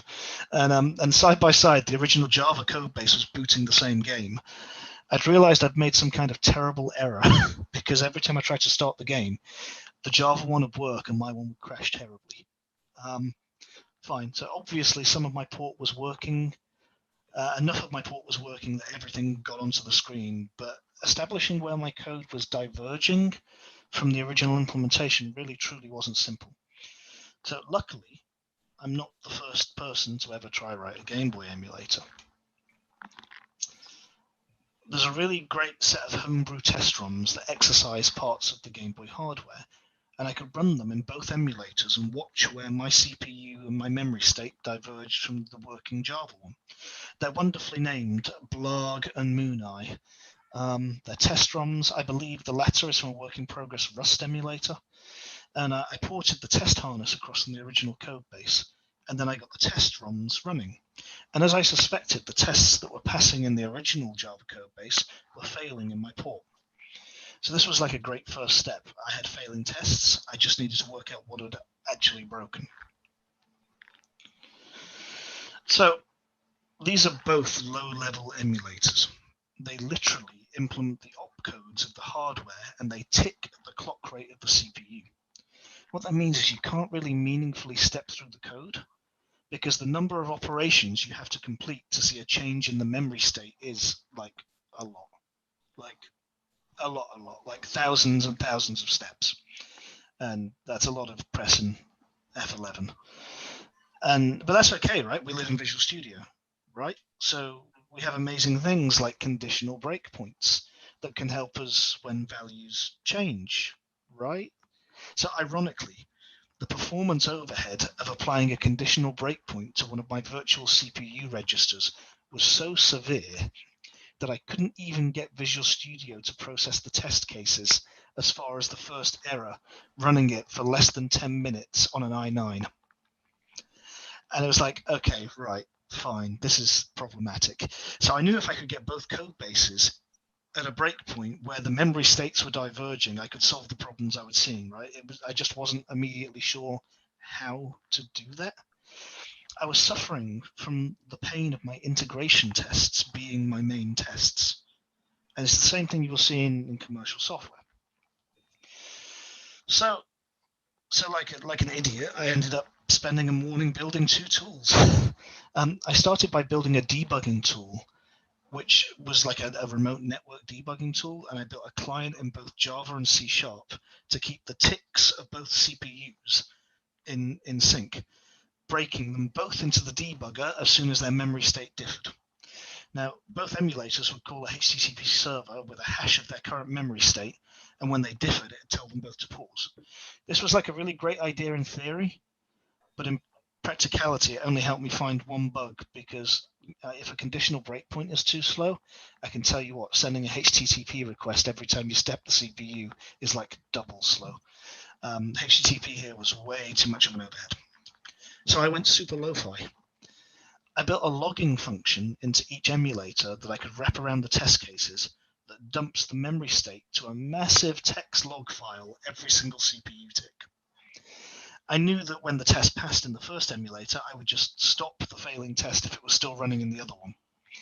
And I ended up doing these lengthy diffs on multi-gigabyte long log files to find the exact tick number that the emulators diverged on. But the cool thing is, once I had a tick number, I literally added a debugger break into the code and I wrapped it in an if statement with a counter. It was just like if CPU tick is 9 million, break. Right, so I put these two breakpoints, manually crafted breakpoints in my code. And it was important that I kept the transliterated code base close to the original until all these test cases passed or failed equally. Because if I diverged them too much at this point, this debugging exercise would have probably been impossible. And the first bug that I actually found and fixed this way felt like total magic. There was certainly like a sense of accomplishment to building my own debugging tools and them actually working. Like it sounds like a crazy thing to say. So it took about a day's work, but I got my emulator into parity with the original CoffeeGB source and could start refactoring it. So what was the bug? Just as an aside, let's talk about what the bug actually was to show you the kind of relatively minor things that can really get you. So I fell foul of converting one of the Java data structures to C#. So in Java, as I alluded to before, enums can have methods, and had hastily transliterated some code that categorized enums for the different banks of memory in the Game Boy. So you'll notice if you look at the top right here, that the enum names are used to categorize different parts of the same type of memory. For instance, ROM underscore MBC3, that's memory bank 3 of physical chips on the cartridge, and ROM memory bank 3 MBC3 underscore RAM, they both identify parts of the memory that make up MBC3, a memory bank controller, as part of the Game Boy cartridge. Now, Game Boy cartridges use memory banks to expand the amount of memory available to games. So this is why back in the day, the size of the cartridges were used in marketing material. So games literally with more data had more memory banks in them, could be larger, could include more graphics, and they looked better. So the code in the emulator that implemented the opcode to switch memory banks needed to check if the current memory location was part of one of these memory bank controllers. And in the original Java implementation, there was a regular expression that checked the name of the enum, and it checked if it contained the same name of the memory bank controller it was looking for. It was literally just like a cheeky little text regex. So I may have hastily replaced that regular expression with a call to string contains. And my call to string contains presumed that the enum member would always have an underscore followed by the MBC value followed by another underscore, which works perfectly for the string ROM underscore MBC3 underscore RAM, but totally doesn't work for ROM underscore MBC3. Like totally Mickey Mouse error. It just lacks that trailing underscore. So while trying to switch memory banks, my code was failing, and quickly replacing my string contains back to the original regular expression totally fixed the bug. And there's likely a more idiomatic C# way to categorize enum members. You know, maybe you could put attributes on them and filter on attributes or something. But it's funny that that was all it was. So one of the final entertaining surprises was the whole afternoon I lost trying to work out why my emulator was slow. On a related note, you'd be really surprised what a difference to performance release builds make. So I spent what felt like an eternity trying to profile the performance of my emulator because I literally couldn't work out why it was running so badly. And the irony was it was because it was being observed. So the program was ticking so fast. The overhead of collecting metrics from the Visual Studio debugger running passively in the background was slowing the program down by like 30%. So simply compiling and running in release mode without a debugger attached had it running absolutely fine, perfectly as benchmarked, exactly as fast as the original implementation. I've skirted around the fact that the audio in the audio in this emulator, because there is no audio yet. Really awkward. I've totally not written it. I've never really done audio programming before. So I'm looking into a load of audio wrappers, starting with N-Audio to try and work out how to make the game sing again. Because it was originally some open source Java audio library, and I didn't have the emotional fortitude to try and port an entire audio library at the same time as this. And it works. Oh my God, like it actually works. Throughout the first couple of weeks of this project, and given we're all in quarantine, I'd been kind of teasing the internet with screenshots of Game Boy games on Twitter. So once I got to the point where the UI wasn't crashing and the code was suitably ported, I put the emulator on GitHub and just shared it around. Mostly, honestly, for the fun of it. And generally, people have enjoyed seeing this kind of project in C# rather than like yet another business application, like yet another boring demo. Oh, and I also stuck a ridiculous ASCII art renderer on the command line, so you can technically play like ASCII art Mario in a command prompt, because why would you not want to do that? And honestly, that was really the reason for doing it at all. So C# is a language I love, and it's a language I feel very comfortable with. And you know, I kind of love the direction that .NET Core is taking at the moment. Well, I suppose I should edit the slide and say .NET 5. And I'm on a bit of a journey at the moment, trying to prove that we're really in a place where .NET can do anything that any other runtimes can do, at least as performantly, and often with like much more beautiful code than its peers. So it's wonderful to see other people kind of responding positively and feeling the same way.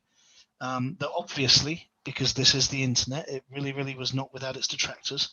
You know, they say never read the comments, but I always like to read the comments. And there was one comment that really, really stuck with me, and I thought it's really, really important to highlight this.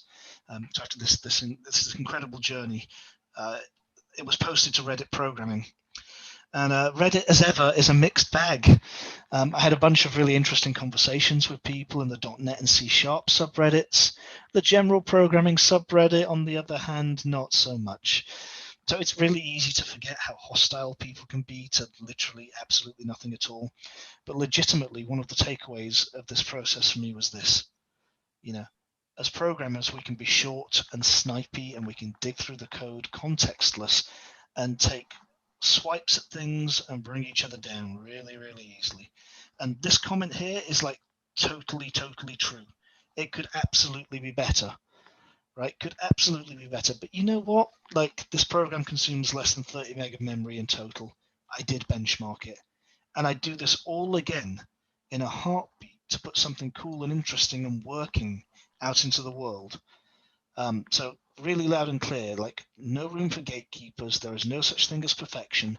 We should do the things that are fun and enjoy ourselves and share the stuff. Otherwise, we let bores that write stuff like that on Reddit win, right? And like, absolutely not. Luckily, the bores never win, right? In the face of people doing cool stuff, the bores never do win. And within a day or two of pushing some tweets out with links to the code, I'd already had 2 pull requests. One of them was a monogame UI that lets the emulator run on mobile phones. Another with an Avalonia UI that lets the emulator run on Linux and Mac, as well as the existing WinForms UI and the cross-platform headless command line interface. You can also reference the emulator as a library in your own .NET projects. And actually, I'm going off my script now.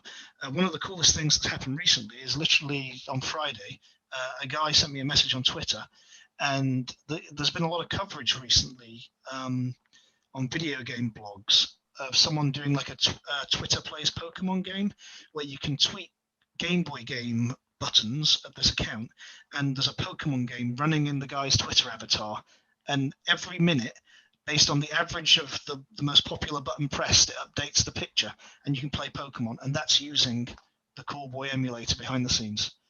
And like, forever and a day, I will put things out in the world if people can do cool stuff with it.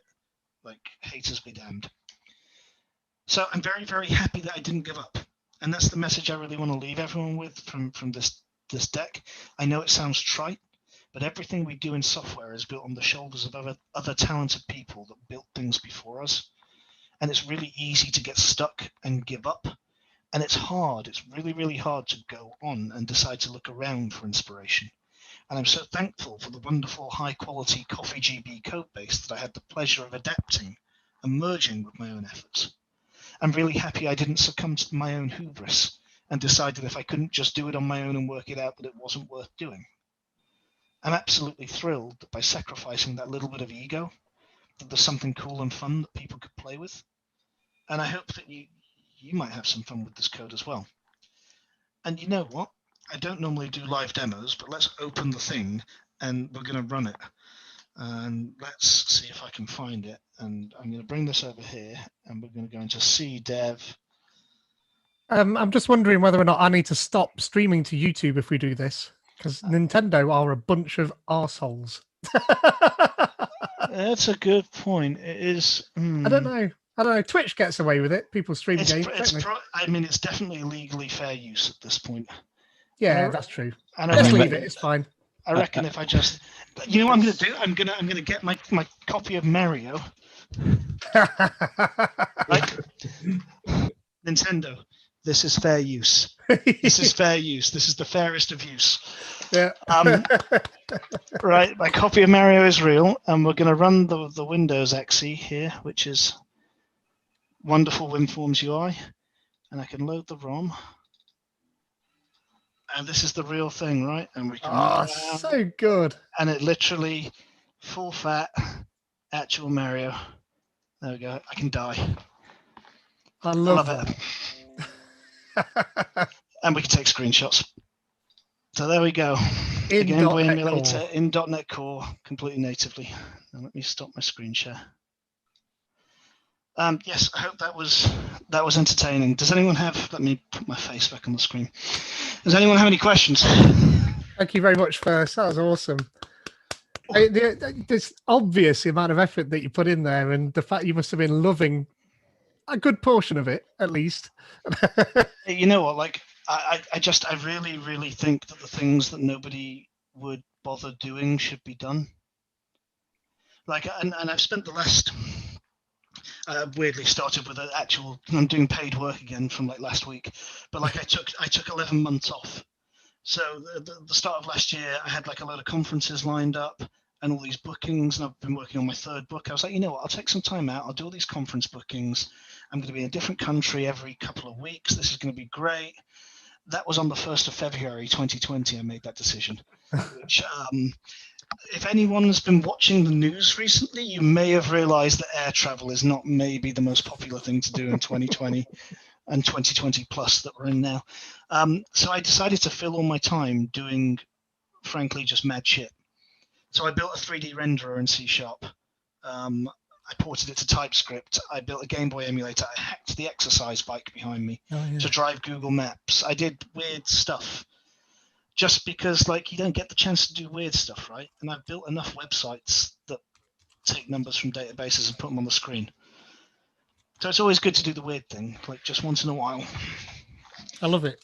Doing something just because it's fun. And you learn so much when you do that as well. Certainly if you take ownership of that project and you're doing it because you want to do it, then so long as you can stay incentivized while you're doing it, which is often, you know, if you're not getting paid for something, the hardest part. But if you've got, maybe if you're blogging it or you've told somebody you're going to do it, then so you know, the thing that kept me honest was I posted enough screenshots of the way of like little snippets of games. It's like I really have to finish this now, and I am really hoping that I can get the output. The problem with doing like IoT stuff with like wearable displays is the resolution is very, very low, right? Like pixels and LED lights are like that big. Even the Game Boy at 240 by what? The screen just fell off my Game Boy. It's just a plastic cover, sadly. Annoyingly, this Game Boy doesn't work, and it is my original Game Boy because the I think the contacts here where you put batteries in started to rot away. Started to have battery leaked. Yeah, I fixed one like that. Just get some white vinegar.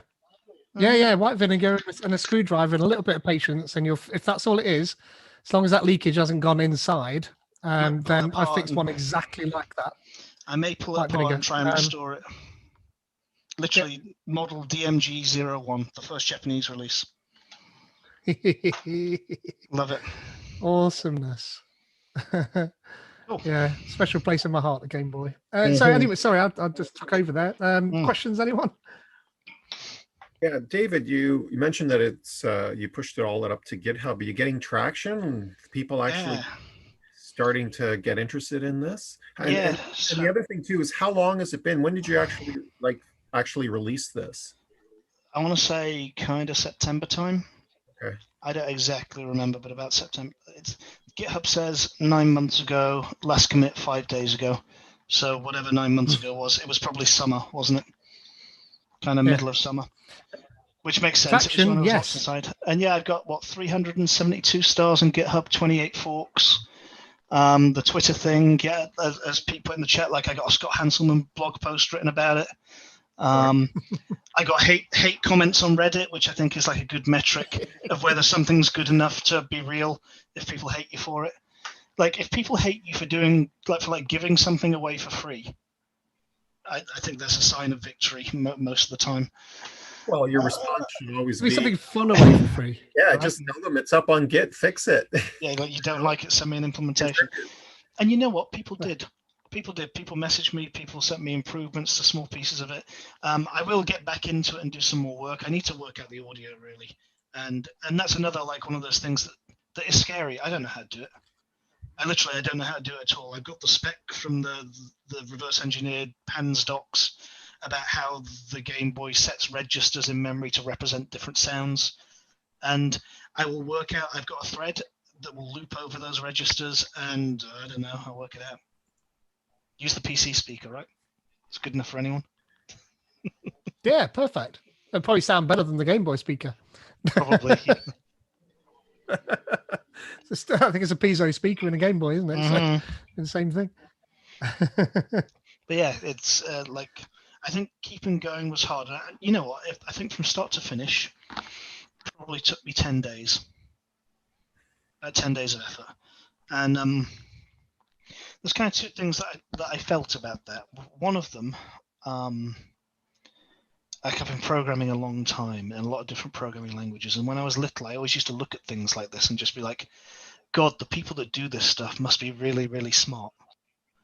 And I've never felt really, really smart, but I really wanted to prove to myself that with just enough discipline and attention to detail and just paying attention, you actually didn't have to be really smart. Like there's no such thing as really smart. That whole thing is a lie, right?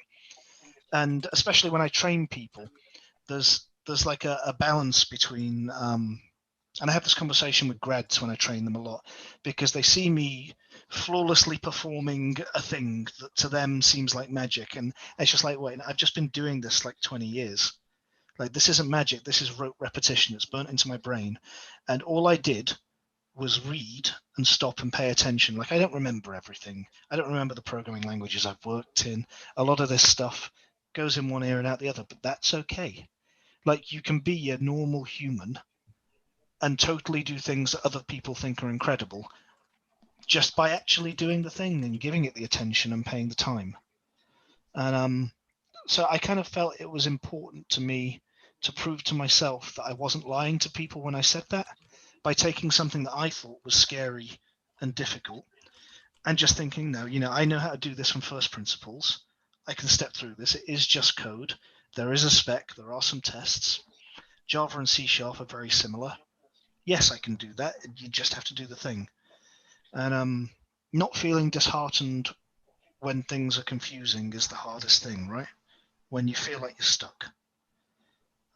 So finishing it for me was, I was very happy when anything got on the screen. Literally, I almost stopped when I just got like a slightly corrupted set of pixels on the screen that kind of said Nintendo. And it was just like, yes, this is cool. But, focusing on finishing is hard. So that's the discipline to drive home. Yep. That's the hard part. Unless someone's paying you to do it, or they've got an expectation that you're going to give it to them at some point, it is difficult. And I'm not going I think we've all got half-finished projects. You're driven by your interests, your passion. Yeah. And I'm not going to lie, lockdown helped. Like lockdown and me not having any clients on the go was just like, honestly, and this sounds trite, a lot of it, like half of it is, I suppose, confidence-driven development, right? It's like I need something to talk about. If I'm not working and I've not got a thing, like the whole side hustle thing is like this toxic technology industry thing. Oh, you got to have a side hustle. Everything's got to be, you're going to be a billionaire. It's like, fuck that. Like, honestly, like just actually fuck that. Can't we just have fun sometimes? Isn't it okay just to do fun things? And I think the older I get, and I was probably quite burnt out after my last set of work. And it's just like, no, you know what, let's do things that are fun. Let's put fun things into the world. And hopefully if that inspires other people to do fun things, then we're winning. Like maybe the industry will get less soulless and less like slavishly capitalistic and all that kind of stuff, right? That's why I love what I do, because most of the stuff that I do with IoT is just fun. Right. Mostly, actually, it's picking up new pieces of kit, and it's a toy for me. What does this do? Yeah, exactly. What can I make it do, and how easy is that? And then I can use that and do a Twitch stream if I wanted to, and show people how you get started with stuff like that. And that is fun, rather than, like you say, that comment that guy pulled up. Yeah. About, it's like, oh my god, you didn't do your bit shifting correctly. It's like, yeah, like sue me, mate. Like honestly, sue me. I didn't know what the right answer was, so I wrote some code and it worked, and I left it. Like, yep. Like don't your whole shirty. Computer didn't crash. and you know what? Like I think there's an interesting lesson there about people's attitudes towards micro optimization and performance. And it's something that I tell a lot of companies when I do professional consulting. It's just like all that stuff that you're worried about. Oh, you're worried about those like 5 lines of code that look wrong? Nobody cares, mate. Like literally nobody cares. And moreover, not just nobody cares, it doesn't matter. It doesn't matter because the end result is exactly the same. Like exactly the same. You got there. Maybe you can make it a bit more beautiful later. That would be good. That's cool. Please do it. But like, don't let it stop you. There is no such thing as perfect. Just doesn't exist. Perfect. Is the enemy of done. Hmm. Well, thank you very much for listening, everyone. love that. Really appreciate it. Yeah. Really good. I'm going to stop streaming at this point, and then that way we are free to say what we like.